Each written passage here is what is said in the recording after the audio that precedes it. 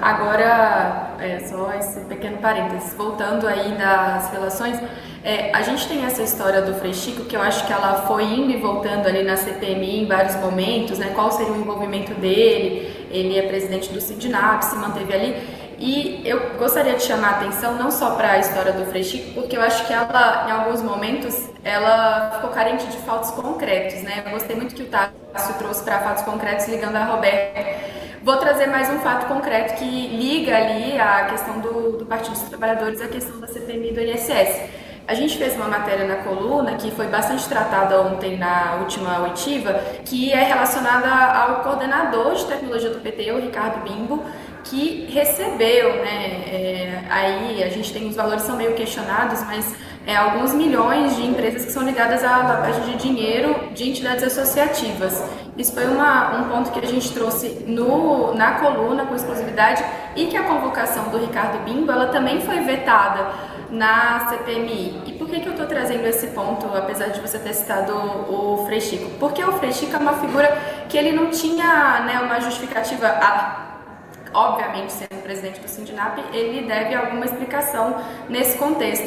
Mas a gente tem pontos que mostram ali recebimento concreto de dinheiro através das RIFs que a gente teve acesso, né, que foram trazidas pela própria CPMI, e de pessoas que ainda assim, com essa comprovação de relação concreta, elas não estão sendo convocadas na CPMI, né, porque a gente vê uma tentativa bem clara, e aí o que eu estou falando não é só da base do governo, a gente vê isso dos dois lados políticos, de impedir a convocação de determinadas figuras. E aí a gente fica se questionando até qual o papel dessa CPMI em alguns momentos, né? Porque ela ajudou em vários sentidos, a gente vê que teve um sentido a favor das investigações, mas quando se chega a essas figuras mais chaves, que são mais delicadas, né, o próprio irmão do presidente Lula que você citou, a gente fala do Lulinha, mas talvez figuras nem tão sensíveis como a própria Roberta, os requerimentos de convocação eles não são aprovados. Enfim, isso é um ponto que chama atenção aí, que é uma coisa que a gente vem acompanhando desde o princípio da CPMI. E nesse caso, né, Valentina, se expõe, né, como que os parlamentares do governo, ou do centrão, ou da oposição, estão atuando ali para blindar algumas pessoas das investigações, né? Ontem, você estava lembrando aí da CPMI, inclusive os bancos que são acusados de fazerem descontos, né, ilegais ali no... como é que chama aquilo? De empréstimos consignados para aposentados também, ninguém, né, se colocou ali favorável à aprovação dessas pessoas, que seria importante que eles estivessem na CPI para poder esclarecer todos esses fatos que vêm à tona agora, né, com as investigações. Então, um pouquinho do papel da CPMI acaba sendo esse, trazer, né, coisas que estavam lá no âmbito da Polícia Federal, investigações sigilosas, e colocar ali no ventilador e acabar expondo, né, quem é que está defendendo e impedindo que essas investigações ocorram, e o Supremo também tem muito dedo nisso, né, porque muita gente foi para o Supremo para pedir para não falar ali na CPMI, para poder não dar explicações nenhuma, né. Tem um outro personagem, perdão, Valentina, tem um outro personagem nessa história que foi barrado também, que não é muito conhecido do público em geral, mas que tem uma função importante aí nessas ligações do esquema com políticos, que é o Gustavo Gaspar. O Gustavo Gaspar foi assessor do Everton, foi assessor do Juscelino também, sócio do Juscelino Filho, inclusive ex-ministro das Comunicações. O Gustavo Gaspar, ele é próximo da Roberta Lussinger, dizem por aí que muito próximo, inclusive, que transcende ali uma relação profissional, inclusive, e o Gustavo Gaspar tem indícios ali de parte de uma ligação também muito concreta com o Careca do INSS que a gente trouxe na coluna. O Gustavo Gaspar estava usando um carro que estava no nome dele, mas que provavelmente foi dado pelo Careca do INSS, ao menos o Careca do INSS botou para vender esse carro depois, sendo que estava no nome do Gustavo Gaspar. O Gustavo Gaspar deu procuração para o homem da mala do Careca do INSS, um dos homens ali acusado de transportar o dinheiro da propina e tudo mais. O Gustavo Gaspar deu uma procuração dando poderes para esse homem da mala movimentar dinheiro ali na conta de uma empresa do Gustavo Gaspar, sugere ali grandes suspeitas em relação a isso. E além disso, a gente vê também o Gustavo Gaspar como ex-funcionário, ex-assessor do Everton. O Everton também tem várias ligações ali. Uma delas, por exemplo, que a gente trouxe na coluna, é que o Everton compartilhava o uso de uma mesma aeronave com o Careca do INSS. A gente flagrou para o lá Everton e para cá, indo e né? voltando. Hein, Tássio? E essa Exatamente. aeronave, malas de dinheiro é o que se diz, né? Que tinham ali. Vamos falar um pouquinho desse personagem? Queria falar do Everton, ou Veverton, que esse nome é difícil até de pronunciar, que é um senador, que é do Maranhão, que é outro senador que o Brasil só toma conhecimento quando está envolvido em escândalo. É como se a gente nunca ouviu falar nesse cara, mas volta e meia esse senador está envolvido em algum escândalo. E mais recentemente, apesar disso, ele foi nomeado para ser o relator da indicação, né, do Jorge Messias. Jorge Messias. Dezembro é dureza, né? A memória vai indo embora.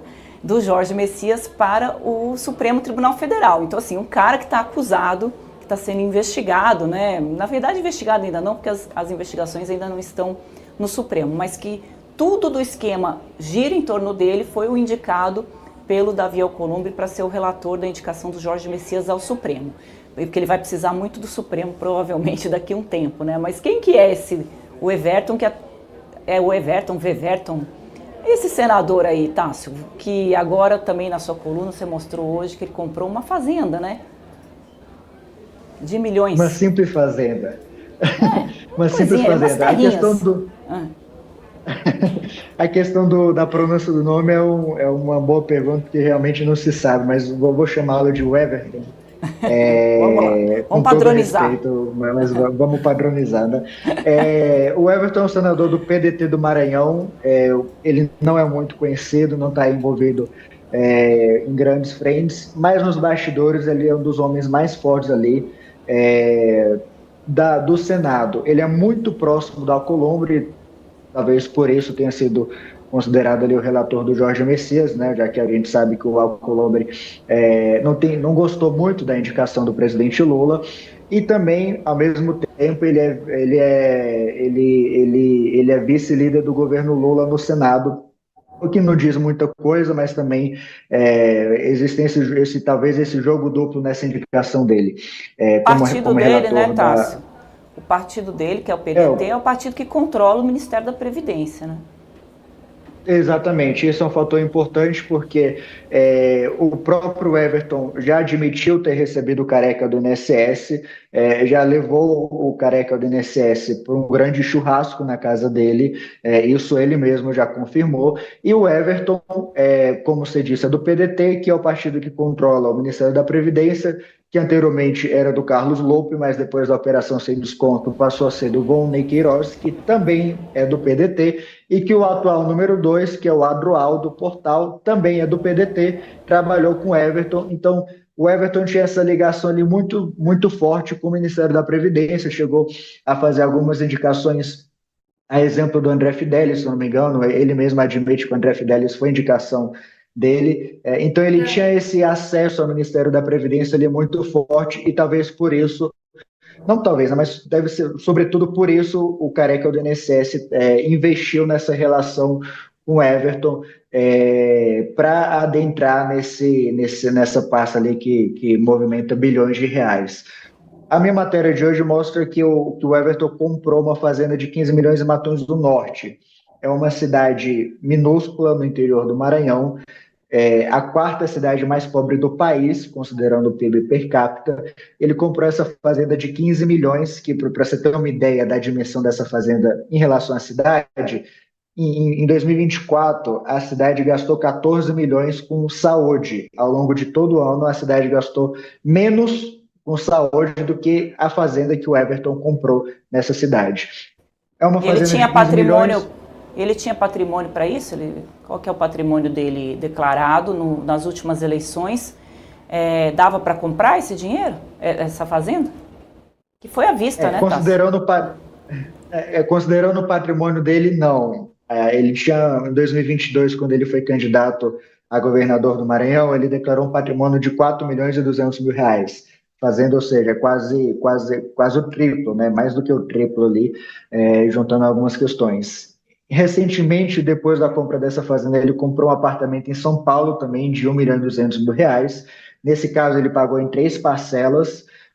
A fazenda ele ainda está pagando, mas é um valor que chama atenção, porque ele passa de um patrimônio de 4 milhões para juntando a fazenda e esse apartamento para quase 20 milhões aí numa questão de 2, 3 anos, o que chama atenção também justamente por ser no auge da farra do INSS, essas supostas ligações aí que ele está tendo aí com o Careca do INSS e outros envolvidos no esquema.